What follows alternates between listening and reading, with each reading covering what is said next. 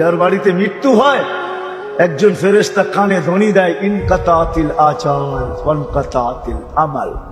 এই ব্যক্তির আশাও শেষ, বয়সও শেষ, তোমাদের কান্না বেকার, তোমাদের কান্না অনর্থক, এর বয়স শেষ, আশা শেষ। দ্বিতীয় ফেরেশতা বলবে সালাল ইশতিগাল, এর ব্যস্ততা শেষ, কেউ একে আর ব্যস্ত দেখবে না।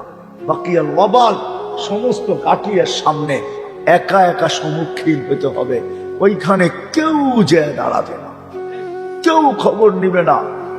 তৃতীয় ফেরেশতা বলবে যাহাবাতিল আমওয়াল, যত অর্জন ছিল দুনিয়াতে সব হাতছাড়া, শুধু সস্তা একটা কাপড় গায়ে জড়ানো।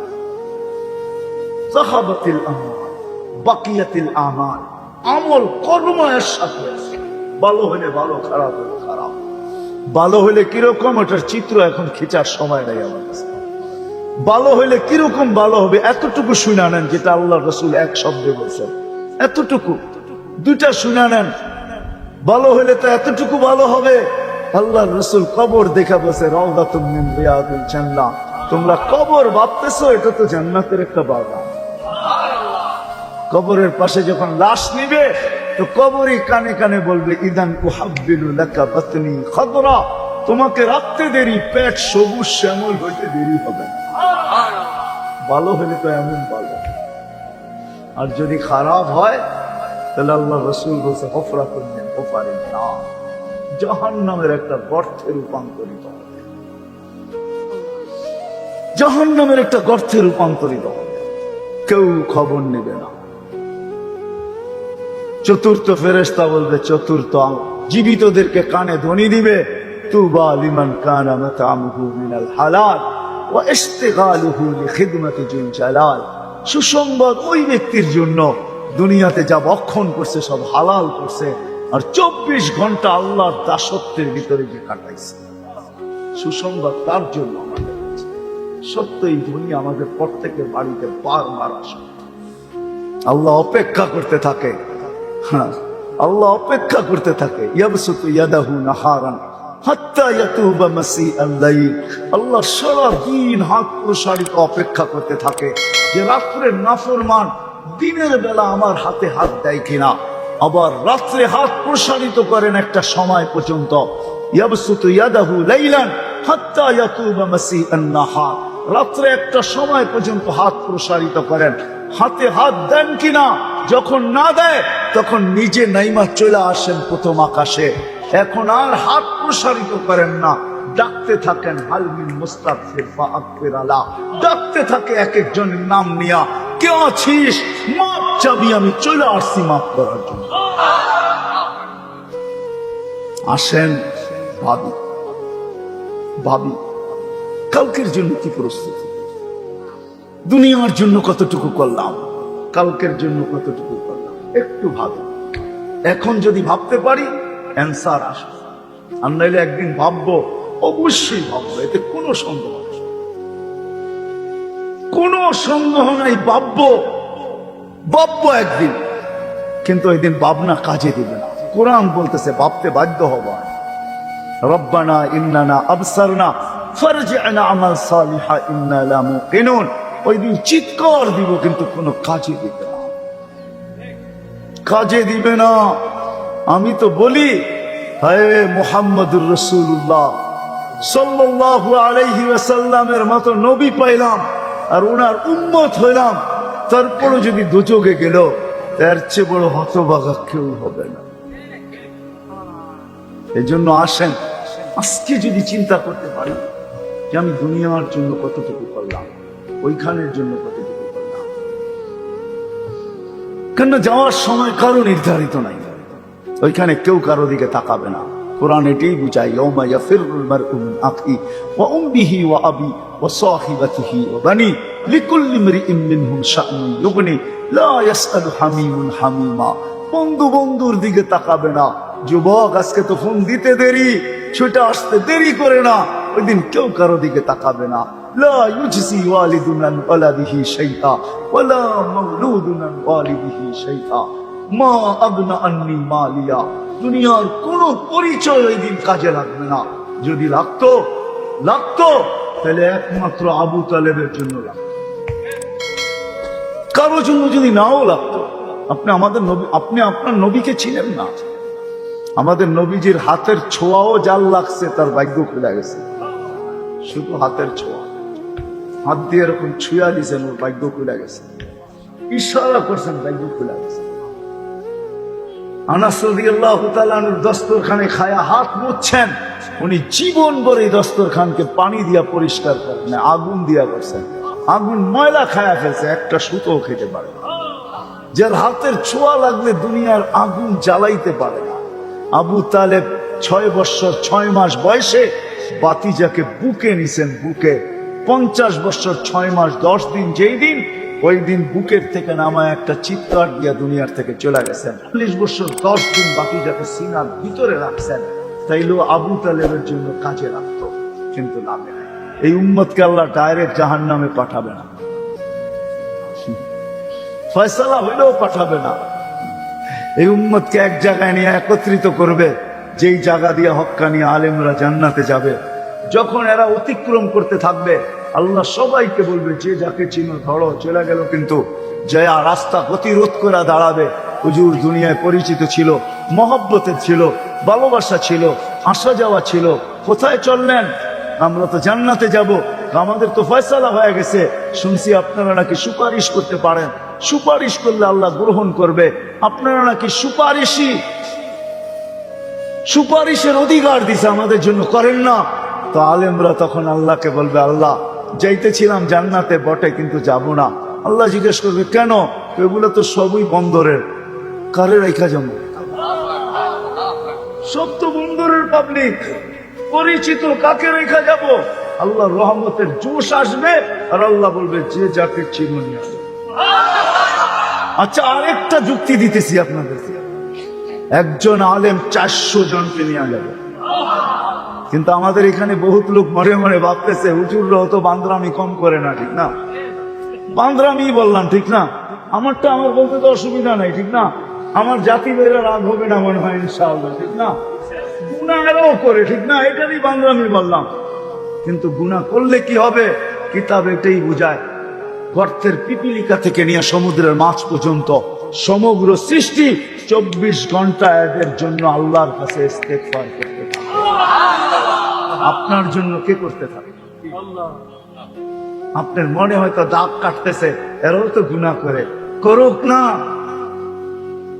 হায় হায়, আপনি রং সাইড দিয়া গেলে সাথে সাথে জরিমানা, আবার অনেকজনও রং সাইডে গিয়া যায়, কোনো জরিমানা সরিমানা কিচ্ছু নাই। কেন? কেননা সে সরকারের পক্ষ থেকে নিযুক্ত, নির্বাচিত। কি মনে হয় বুঝাইতে পারি নাই? আমাদের দেশটাকে সুরক্ষিত করার জন্য কয়েক ধরনের বাহিনী সরকারের পক্ষ থেকে নিযুক্ত। সরকার এদেরকে বাছাই করে নিছে 18 কোটি মানুষের ভিতর থেকে। খালি গিয়া দাঁড়ায় গেলে 6 ফিটের হইলেই আপনাকে নিয়ে নিবে না, বহু ট্রাই করার পরে তারপরে আপনি নিবে। অনেক কিছু, এমন কি আপনার চোখের জুতিটা পর্যন্ত দেখবে, চোখের কালারটা পর্যন্ত দেখবে। যান যা দেখেন, সত্য তো। সরকার যখন নেয়, কেন? কাউকে দিয়ে ভিতর ভিতর দেশটাকে সুরক্ষিত করে, কাউকে দ্বারা সীমান্ত সুরক্ষিত করে, কাউকে দ্বারা আমাদের স্বাধীনতা সার্বভৌমত্বকে সুরক্ষিত করে। আল্লাহ আলেম ওলামার দ্বারা 4টা জিনিস সুরক্ষিত করতেছে। এই বাহিনী যেরকম সরকারের সিংহভাগ যেমন একের উপরে সরকার খরচ করে, আর এদের বেলু সরকারের কাছে অনেক বেশি, আমাদের কাছেও বেশি। আল্লাহ আলেম ওলামাকে নির্বাচিত করছেন 4 জিনিস সুরক্ষিত করার জন্য। আলফাজ সুরক্ষিত করার জন্য কারীদেরকে আল্লাহ নির্বাচিত করছেন।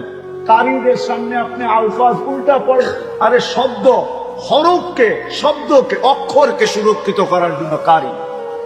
আপনি কফের জায়গায় কাপ পড়বেন, কারী সব সাথে সাথে বলবো ভুল। আইনের জায়গায় আ পড়বেন, বলবো সাথে সাথে। কারীদেরকে আল্লাহ নির্বাচিত করছেন হরফ, অক্ষরকে সুরক্ষিত করার জন্য। হাফেজদেরকে নির্বাচিত করছেন আলফাজকে সুরক্ষিত করার জন্য। এই জন্য কোন কোরআনের আলফাজ ভুল করে আপনি আগে যাইতে পারবেন না। হাফেজ সব জায়গায় আপনাকে থামায় দিতে, আপনি ভুল পড়ছেন। আলেম ওলামাদেরকে নির্বাচিত করছেন কোরআন হাদিসের অর্থকে সুরক্ষিত করার জন্য। আর আল্লাহ ওয়ালাদেরকে নির্বাচিত করছেন কোরআন হাদিসের মর্মকে সুরক্ষিত করার জন্য, যেটাকে মারিফাত বলে। এরা আল্লাহর বাহিনী। আল্লাহ রসুল নিজের হাতে আবু তালেবকে কবরে নামাইছেন আর চিৎকার দিয়া বলছেন, আম্মি আম্মি মা তারাক্তালি সাবিলা, চাচা চাচা চাচা, আমার জন্য কোন রাস্তা রাখলেন না। আমি যে আল্লাহর কাছে হাত উঠাবো, কোন রাস্তা আপনি রেখা গেলেন, কাজে লাগতো। কারণ লাগতো আর না লাগতো, আমার বিশ্বাস, আমার বিবেক বলে, আমার বিদ্যা বলে আবু তালেবের কাজে লাগা উচিত ছিল। আমি আবু তালেবকে চিনি ভালো মতো, জীবনী জানি, কেননা সে যে জায়গায় জন্ম নিছে ওই জায়গাটাও আমি চিনি, যেখানে তার ঘর ছিল এটাও চিনি, যেখানে তার মৌত হয়েছে এটাও চিনি, এখন তার কবরটা কোথায় এটাও আমি চিনি। এখন তার কবরটা খাদিজা রাদিয়াল্লাহু তাআলা আনহার কবরের সাথে, যেটাকে ওলামারা জান্নাতুল মুআল্লা বলে, উপরের জান্নাত, ওইখানে শুয়ে আছে। কিন্তু কোন ওলামা ফতোয়া দিবে না যে রাসূলুল্লাহ সাল্লাল্লাহু আলাইহি ওয়াসাল্লামের পরিচয় আবু তালেবের কাজে লেগে গেছে, সে জান্নাতে যাবে। না না না, এই জন্য আসেন, আমি শেষ জায়গায় চলে আসছি, ভাবি সলিউশন বাহির হয়ে আসে। রব্বে কাবার কসম, 2 মিনিটে যদি ভাবতে পারি আর আমার ভিতরে যদি একটা ধাক্কা আসে, ভিতর থেকে যদি একটা ধাক্কা আসে, হায় রে করলাম কি। কখনো কখনো মানুষের জীবনে ধাক্কা আসে। 2-1টা প্রমাণ দিলে আপনারা হা বলবেন, আমি জানি। আজকে অত্র এলাকার জমিনের দাম যেরকম, 30 বছর আগে এরকম দাম ছিল না, ঠিক না? এখানে বহুত মানুষ আছে যাকে আইসা পিছনে পিছনে ঘুরছে, তুমি নিয়ে নাও না, টাকা আস্তে আস্তে দিও, বাজারে বাজারে দিও। এখন তার দিলে ধাক্কা দেয়, জাগার পাশ দিয়া যখন যায় তখন দিলটা ধাক্কা দেয়, হয় আমার কত সাধন বললাম না, ঠিক না? জীবনে এরকম আছে কাহিনী না নাই? আমরা যদি আজকে 2 মিনিটও ভাবতে পারি, তাহলে হতে পারে আমাদের দিলে ধাক্কা আসবে। আর এই ধাক্কা আমার দিল পর্যন্ত সীমিত থাকবে না, রব্বে কাবার কসম আরশ পর্যন্ত পৌঁছবে। হতে পারে এই ধাক্কায় আমার জবান থেকে তওবা বাহির হয়ে যাবে, আর আল্লাহ কবুল করে নিবে, আমার আখিরাত হয়ে যাবে, কমপ্লিট হয়ে যাবে ওই জান্নাত। দুনিয়ার ভাবনা তো সুস্পষ্ট, যে দুনিয়ার জন্য কতটুকু দিলাম, এই ছোট জীবনটার জন্য কতটুকু করলাম, কতটুকু করতেছি। কিন্তু আসেন দ্বিতীয় চিন্তাটা একটু করি, যে আমি কালকের জন্য কতটুকু করলাম। যেই চিৎকার ধ্বনি কান কোরআন আমাদেরকে প্রতিদিন দেয়, যেই ধ্বনি কোরআন আমাদেরকে প্রতিদিন দেয়, ইয়া আইয়ুহাল্লাযীনা আমানুত্তাকুল্লাহ ওয়াল তানজুর নাফসুম মা কদ্দামাত লিগাদ। ও উম্মতে মুহাম্মাদি, ও মুসলমান, ও নর নারী পুরুষ যুবক, তুমি কালকের জন্য কতটুকু প্রস্তুতি নিলে। এই ধ্বনি প্রতিদিন কোরআন আমাদের কানে দেয়। কিন্তু যদি প্রশ্ন করেন ওই দিনটা হবে কি হবে না, তো কোরআন আবার ধ্বনি দেয়, যালিকাল ইয়াউমুল হক, ওই দিন সত্য। যালিকাল ইয়াউমুল হক, বাঁচবে কে? যালিকাল ইয়াউমুল হক, ফামান শাআ ইয়াত্তাখিযা ইলা রাব্বিহি মাআবা, যে আল্লাহর আশ্রয়ে আসবে সেই বাঁচবে, সে ছাড়া কেউ বাঁচবে। বিদায় সত্য এটাই। প্রথমেই আমি বলছি, যদিও আমাদের বিবেক বুদ্ধি আমাদেরকে বসতে দেয় না, বিদ্যা বসতে দেয় না, সমাজ বসতে দেয় না, অবস্থান বসতে দেয় না, কিন্তু আমার বোঝা উচিত কালকে আমার পাশে আমি কাউকে পাবো না, আমি নিরেট একা হয়ে যাব, কাউকে পাবো না, রব্বে কাবার কসম কাউকে পাবো না। যখন 5 ওয়াক্ত নামাজ পড়া দিয়েছেন 50 থেকে 5-এ, তো মুসা আলাইহিস সালাম বলতেছিল 5 ওয়াক্ত উম্মত পড়বে না, যান কমায় নিয়ে আসেন। আমি বিরক্ত পড়াইতে পারি যে আপনি 5 ওয়াক্ত প্রত্যেকে পড়াবেন। তো আমাদের নবীজি বলতেছিল এখন আর যাইতে মন চায় না, লজ্জা লাগে, কিন্তু ভিতরে আগুন জ্বলতেছিল, উম্মত যদি না পড়ে তো আমি মুখ দেখাবো, তো দেখাবো কি করে। তো আল্লাহ মনে হয় কানে কানে বলছেন, বন্ধু আপনি উম্মতকে এত ভালোবাসেন, আমিও তো ভালোবাসি, চিন্তার কোনো কারণ নাই, আমি ডাইকা ডাইকা পড়ায় নিব, ডাইকা ডাইকা ঘুমের থেকে উঠায়া হলেও পড়ায় নিব, আপনি চিন্তা করেন না, দায়িত্ব আমি নিলাম। আর আমার মনে হয় নামাজের জন্য না, হয় উম্মতের পরে তো উম্মতই নাই, ঠিক না? এই নবীর পরে তো নবী নাই, ঠিক না? উম্মতের পরে কি নাই? উম্মত নাই। নবীর পরে নবী নাই, এর চেয়ে বড় মাহবুব আল্লাহর কাছে কেউ নেই, ঠিক না? হ্যাঁ, আল্লাহ নামাজ পড়তে পড়াইতাম, নামাজের জন্য ডাকে না, আল্লাহ মনে হয় কথা বলার জন্য ডাকে, নামাজের জন্য না। আলী রাদিয়াল্লাহু তাআলা আনহু বলেন, মুসাল্লি ইউনাজি রাব্বা, রাতটা কাইটা গেলে মনে হয় সুবে সাদেক হইতে দেরি, আল্লাহ ডাকতে দেরি করে না, পুরো রাত্রটা কাটায় দিলি, তোর সাথে কথা হলো না, একটু জলদি উঠায় না, আমার লোক একটু কথা বল।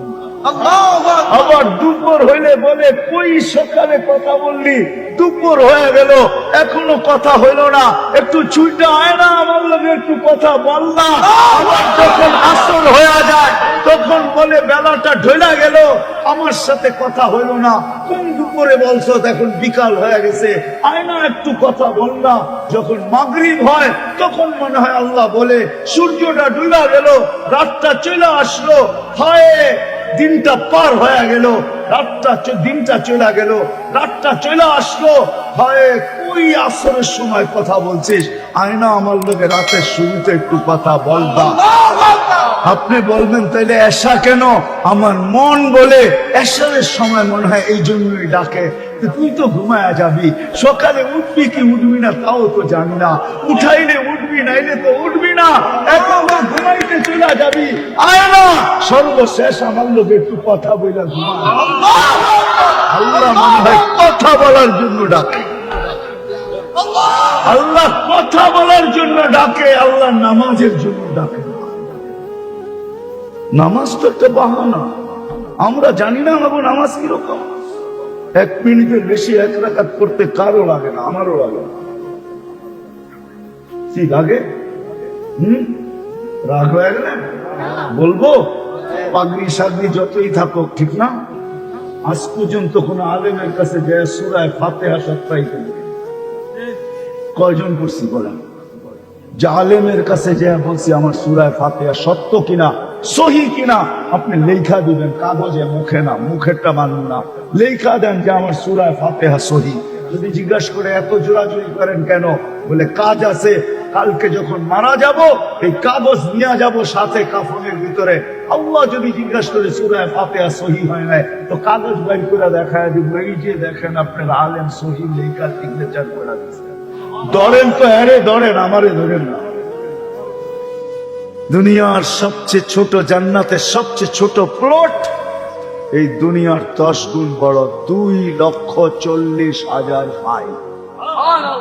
এই দুনিয়ার 10 গুণ আল্লাহ রসুল চোখে দেখায় সব। ইনশাআল্লাহ আমরা বাঙালিরা এত ছোটটা পাবো না, এটা যে পাবে ওর নাম হাদিসে লেখা আছে, আমরা একটু বড় পাবো ইনশাআল্লাহ।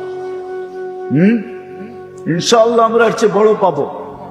হ্যাঁ, আমরা এর চেয়ে বড়টা পাবো, কেননা সবচেয়ে ছোটটা যেটা 10 গুণ বড় এই দুনিয়ার থেকে, ওটা যে পাবে ওর নাম হাদিসে লেখা আছে। ও আরব এক কবিলা জোহাইনা, ওর নামও জোহাইনা, ও পাবে, আমরা এর চেয়ে বড়টা ইনশাআল্লাহ পাবো। কেননা আমি দুনিয়া ঘুরা বলতেছি, বাংলাদেশিরা এর চেয়ে বড়টা পাবো, কেননা এই পরিবেশ আমি দুনিয়ার কোথাও দেখি নাই। এত রাত অবধি, উপরে নাই কোনো সামিয়ানা, নিচে নাই বসার তেমন কোনো ভালো ব্যবস্থা, আল্লাহ আল্লাহ রসুলের এশকে চাতকের মতো তাকায় কথা শুনতেছে, এরকম পরিবেশ আমি 99 দেশ ঘুরাও কোথাও পাই। হ্যাঁ, আর আমার দেশ যদি যোগ করেন তাহলে তো সেঞ্চুরি হয়েই গেছে। 99টা ঘুরে আমি কোথাও পাই না। তাহলে আমি এই কথা সিদ্ধান্ত নিতে পারি যে বাংলাদেশি আলারা এত ছোটটা পাবে না, এর চেয়ে বড়টা পাবে ইনশাআল্লাহ। এই জন্য আসেন, ঠিক কিয়ামতের মাঠে আমাদের সুপারিশই লাগবে, সুপারিশি। প্রত্যেক ব্যক্তির সুপারিশি লাগবে কিয়ামতের মাঠে। আর কিয়ামতের মাঠে সুপারিশি হলো আলেম ওলামা, আম্বিয়া, আলেম ওলামা, তারপরে হলো সুহাদা। এই জন্য দ্বিতীয় আমাদেরকে হক্কানি আলেম ওলামাদের সাথে নিজেদেরকে সংযুক্ত করতে হবে। এরা কিয়ামতের মাঠে সুপারিশি, এরা সুপারিশি। এই জন্য আল্লাহ কিয়ামতের মাঠের কথা নিজেই বলছে, মালিক ইয়াউমিদ্দিন, আমি কিয়ামতের মাঠের মালিক, আমি কাজী না। আমি জজ কানুনের অধীন, সে কানুনের বাহিরে গিয়া, সংবিধানের বাহিরে গিয়া কিচ্ছু করার ক্ষমতা রাখে না। কিন্তু শেষমেশ রাষ্ট্রপতি সংবিধানের অধীনে না, তার হাতেই ক্ষমতা আছে, সে মালিক বসে, সে ইচ্ছা করলে মাফ করে দিতে পারে। আল্লাহ কিয়ামতের মাঠের মালিক, আল্লাহ কাজী না, এই জন্য এখানে সুপারিশই চলবে। আর হক্কানি আলেম উলামা হলো কিয়ামতের মাঠের সুপারিশ। আচ্ছা, আপনাদেরকে আপনি একটা প্রশ্ন করি, যদি কোনো ব্যক্তির ফাঁসি কার্যকর করার পূর্বে তাকে কি অধিকার দেওয়া হয় জানেন? কি? হ্যাঁ, না না, তাকে অধিকার দেওয়া হয় তুমি রাষ্ট্রপতির কাছে প্রাণ ভিক্ষা চাইতে পারো। সত্য তো? ঠিক তো? রাষ্ট্রপতির কাছে প্রাণ ভিক্ষা। আচ্ছা বলেন, রাষ্ট্রপতির কাছে কি উকিল চলে? কি চলে? সুপারিশই চলবে। যদি রাষ্ট্রপতির কোন ঘনিষ্ঠ লোক যায় কানে কানে বলতে পারে লোকটা ভালো ছিল, অধিকার তো আপনার আছে, খোঁচা দিয়া দিলেই তো ঠিক দিতে পারেন যে ছেড়া দিলাম, মাফ করে দিলাম। ওইখানে সুপারিশই চলে, ঠিক না? মনে হয় বুঝাইতে পারি না। রাষ্ট্রপতিকে যদি কেউ সুপারিশ করলো আর উনি যদি কানে নিয়ে নিল, তো উনি লেখা দিয়া দিল আমি একে মাফ করে দিলাম। কোর্ট আদালত কারো কিছু বলার নাই, কেননা সর্বশেষ অধিকার রাষ্ট্র তাকে এটা দিছে, বুঝছে না? হ্যাঁ, ওইখানে উকিল চলে না, ওইখানে কি চলে? সুপারিশ চলে। এত কথা বলতে হইলো এই জন্য যে আমার জাতি, আমি কালকে আজকে সকালেও আমি ক্যালকুলেটর দিয়ে গুনতেছিলাম, 18 কোটি মানুষ বাংলাদেশের যদি বাংলাদেশের হক্কানি আলেম ওলামার সাথে সংযুক্ত হইতো, তাহলে আমাদের প্রত্যেকের বাগে মাত্র 70 জন করে আসতো, 70 জন। আরো 330 জন আমাদেরকে অন্য দেশ থেকে আনতে হইতো কোটা পুরা করার। একজন আলেম 400 জন নিয়ে যাবে, একজন হাফেজ 10 জন নিয়ে যাবে। আমাদের বাংলাদেশের বহুত ফ্যামিলি আছে যার ঘরে বহুত, আর এটাকে কি বলে, মা বাবা ভাই বোন মিলা 10 জন, এটাকে কি বলে? এরকম ফ্যামিলি খুব কমই আছে, যেই ফ্যামিলিতে মা বাবা ভাই বোন মিলা 10 জনের বেশি আছে, নাই, খুব কম। আপনার বাড়িতে ছেলে সন্তান কয়জন? আপনার স্ত্রী, আপনি 2 জন, আর সন্তান 5 জন। আপনার বাড়ির ছেলেও যদি একজন হাফেজ হয়, তো ওকে আরো 5 জন দাঁড় করে আনতে হবে কোটা পুরাণের জন্য। এরকম কার বাড়িতে এখানে আছে, কার ঘরে আছে যে মা বাবা মিলে আরো 8টা সন্তান? এই জন্য দ্বিতীয় আমরা হক্কানি আলেমদের সাথে সম্পর্ক জড়বো। হ্যাঁ না, সবাই হাত উঠাইতে চায় না। আর তৃতীয়, যেখানেই হক্কানি আলেম ওলামাদের মজলিস হয়, ওইখানেই ছুটা যায় একটু সময় কাটাই। কোনো মেশিন আসে না, আপনি বলবেন লাইফ সাপোর্ট, এটা একটা সান্ত্বনার মেশিন মাত্র, কিচ্ছু না। যদিও এটার গায়ে লেখা আছে লাইফ সাপোর্ট, যদিও ইংরাজি তর্জমা করলে বোঝা যায় সে লাইফকে সুরক্ষিত দিবে, সুরক্ষিত করবে, আমাকে বাঁচায়া দিবে, কিন্তু না, সে কতগুলা টাকার ঘাটতি আমার থেকে নেওয়া যাবে, আর শেষ পর্যন্ত ডাক্তার সরি বলবে, বাস এতটুকু। শেষে কি বলবে? I am sorry. চেষ্টা তো করলাম চোখের সামনে, কিন্তু রাখতে তো পারলাম না, সত্য তো এটাই। এই ধ্বনি তো সবার কানেই আসবে, কিতাবে আছে, কিতাবে, এটা শুনেই শেষ করতেছি, কিতাবে আছে ধ্বনি সবার কানেই আসবে।